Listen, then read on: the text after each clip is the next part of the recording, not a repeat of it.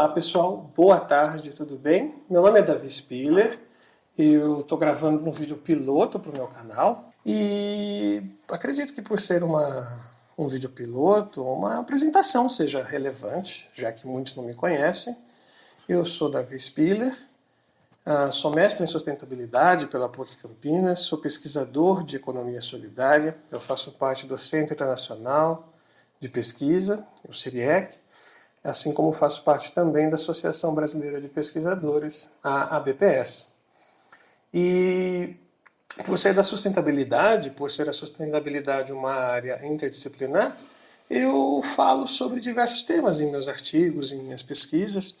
Falo de mobilidade urbana, de habitação, de políticas públicas e às vezes até tento dar uma análise voltada ao direito, sempre partindo de um ponto de vista social.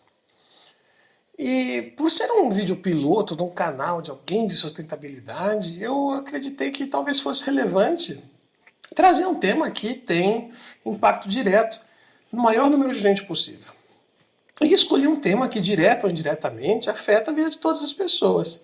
O tema é o trabalho. Sim, o trabalho.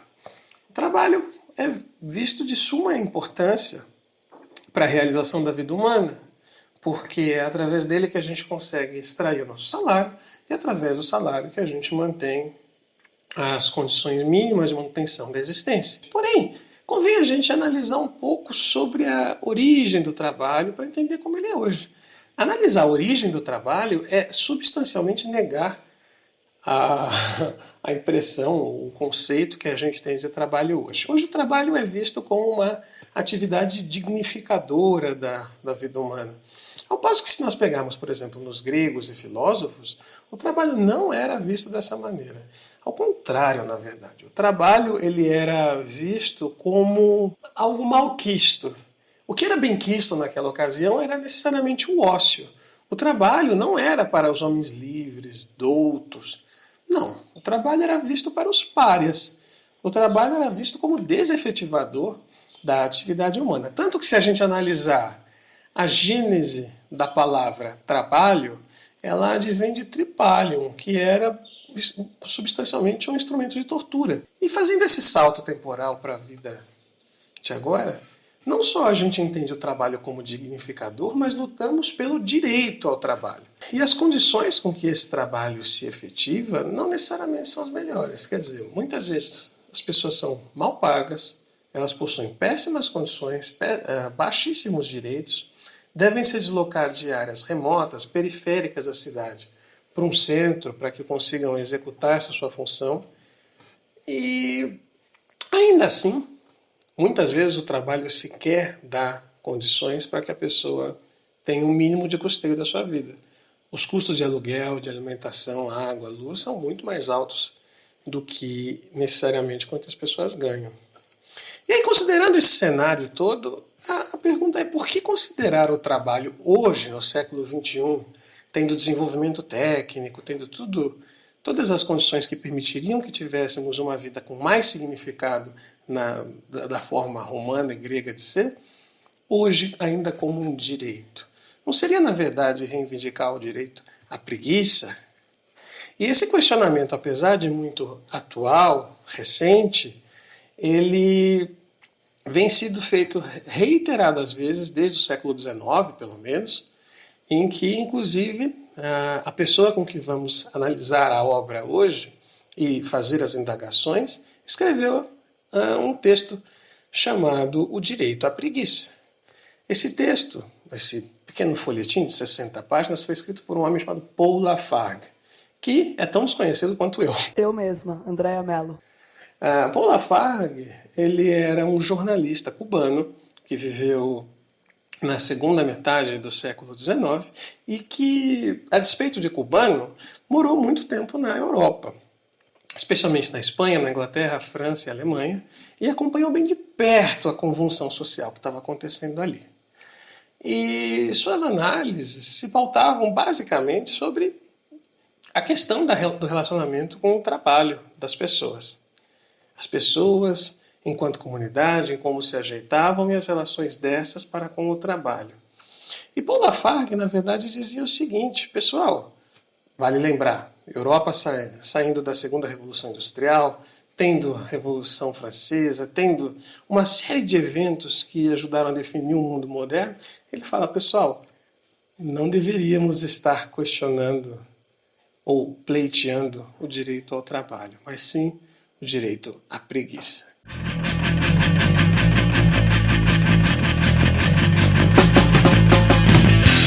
É impossível falar sobre o trabalho sem entender a condição do trabalhador.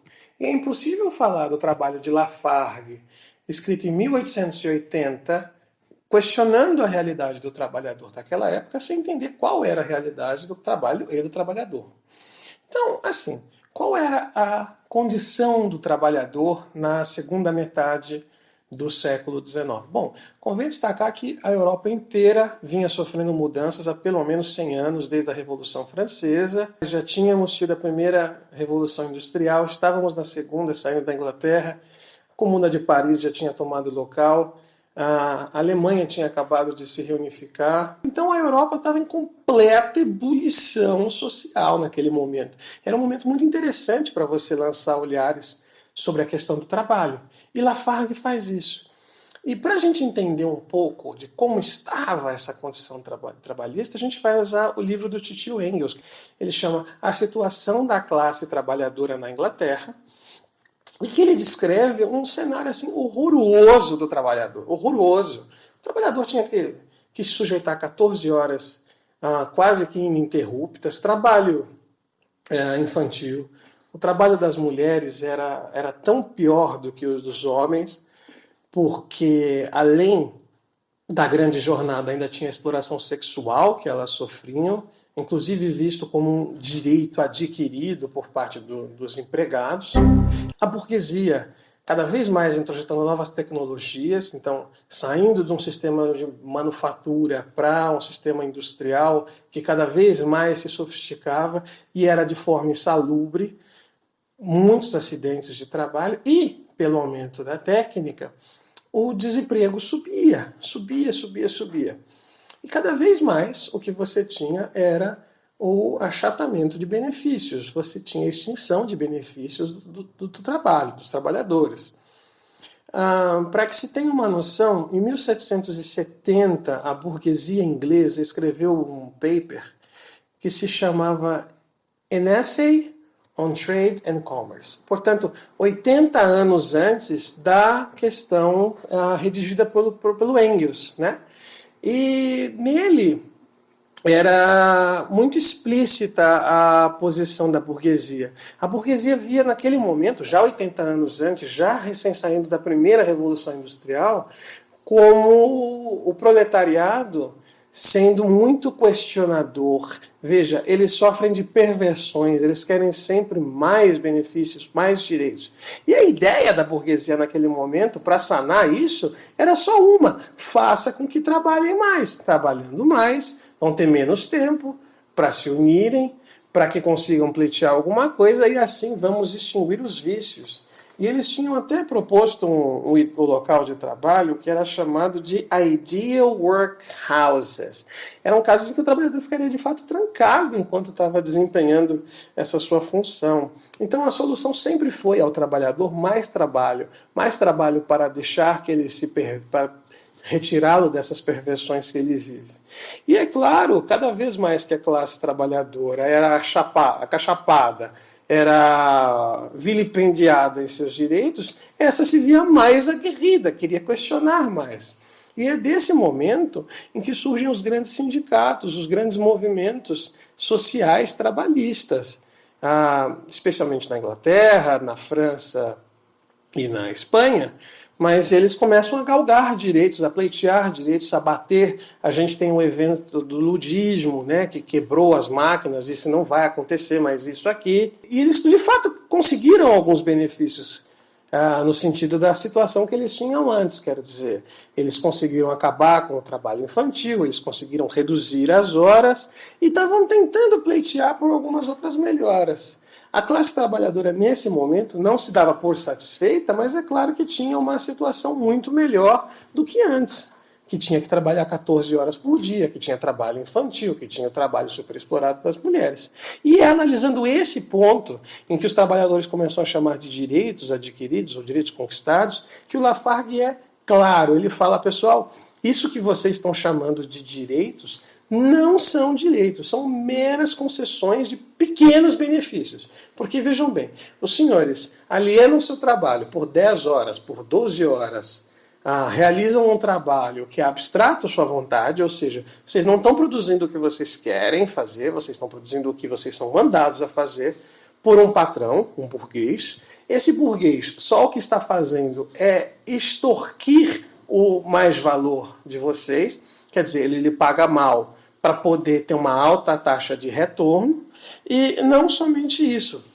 Essa baixa taxa de retorno que vocês têm como salário inviabiliza que vocês consigam comprar aquilo que vocês produzem.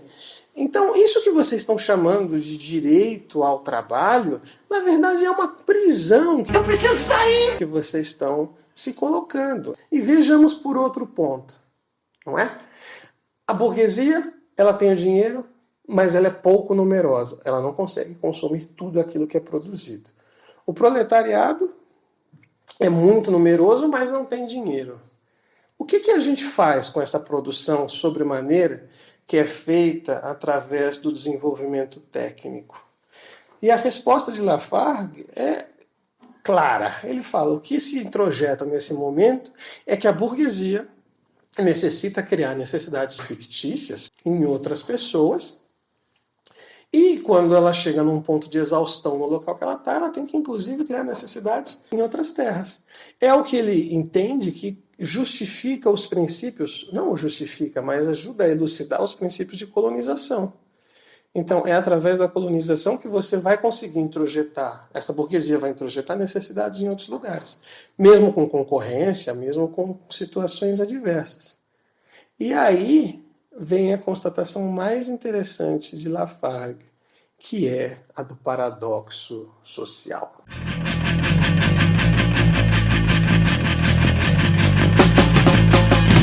E no que consiste, basicamente, esse paradoxo social? Bom, o paradoxo social é justamente essa tríade que a gente citou. Então, a burguesia é pouco numerosa, o proletariado é muito, mas é descapitalizado.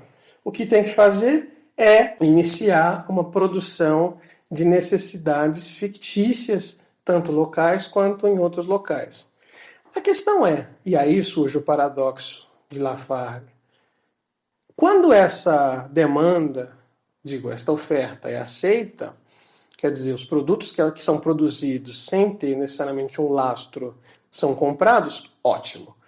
Então, o burguês vai ficar feliz porque ele está ganhando mais dinheiro e vai obrigar ou a contratação de novos trabalhadores ou vai exaurir ao máximo a sua força trabalhista, impondo horas extras para que seja suprida essa nova demanda. Agora, se essa demanda não existir, ou seja, se os produtos não forem comprados, aí tem-se outro ponto.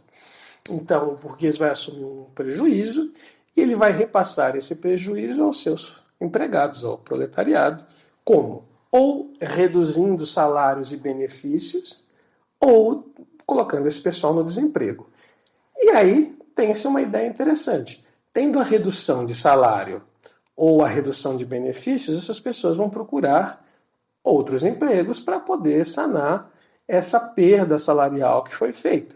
Ou no caso do desemprego, a pessoa vai estar tão desestruturada, tão desesperada por reaver a sua situação de status quo, ou seja, de empregado e com o mínimo de um salário, que ela vai ter que buscar em outros lugares e, pelo desespero, vai se sujeitar a aceitar condições ainda piores do que aquela já tinha. O paradoxo de Lafargue é o seguinte: a despeito de qualquer situação que se dê no mercado de trabalho, só o que você vai ter é mais exploração através de mais trabalho, sem necessariamente haver uma redução do desemprego. E é importante falar do desemprego porque ele tem um papel fundamental no sistema capitalista de definição ou redução de poder de barganha da classe trabalhadora. Porque numa economia em que há muitos desempregados, quando você senta para negociar com o seu patrão, com um burguês, ele vai falar o seguinte, ó, tipo, se você não está feliz, carinha, pega e sai, tem 200 pessoas ali fora querendo o seu trabalho. Quer ir embora? Demorou. Numa economia de pleno emprego, isso não acontece. E aí a gente convém questionar várias coisas neste paradoxo social. Qual o papel da técnica? Qual o papel do Estado? Qual o papel, ou que papel fez com que surgisse essa ideia ambivalente do trabalho? Ora, o papel da técnica sempre foi visto como possível libertador da condição humana, desde os gregos, dos romanos.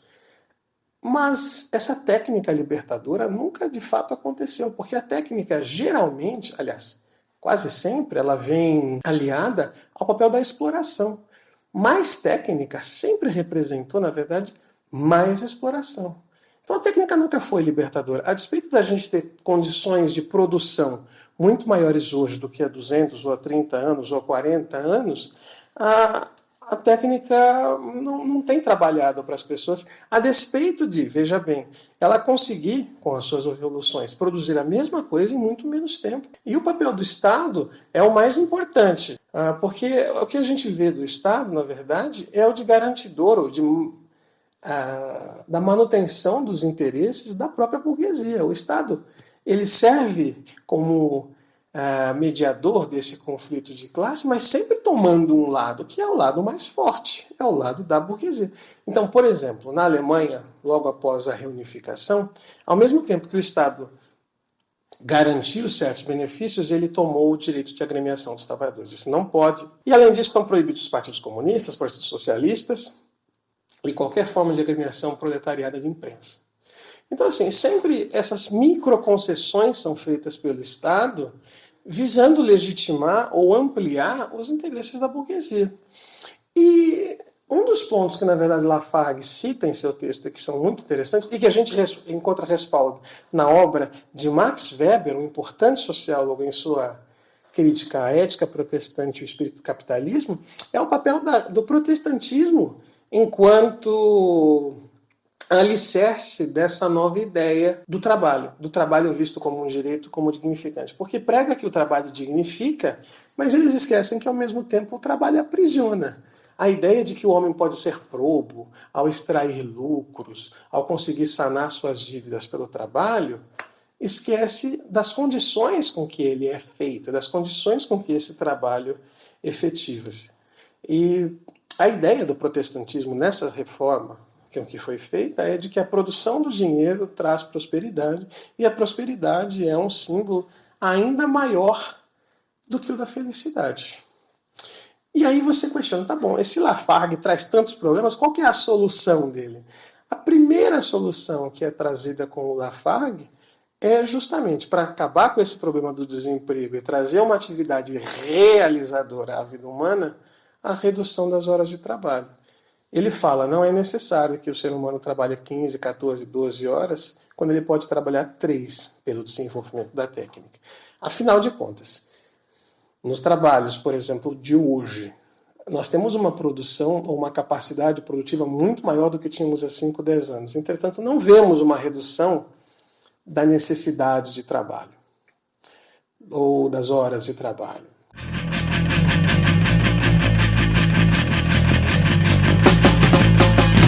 E agora, 140 anos depois da publicação do Direito à Preguiça de Lafargue, convém que a gente questione. Ele segue atual? Qual é a relevância dessa obra nos dias de hoje?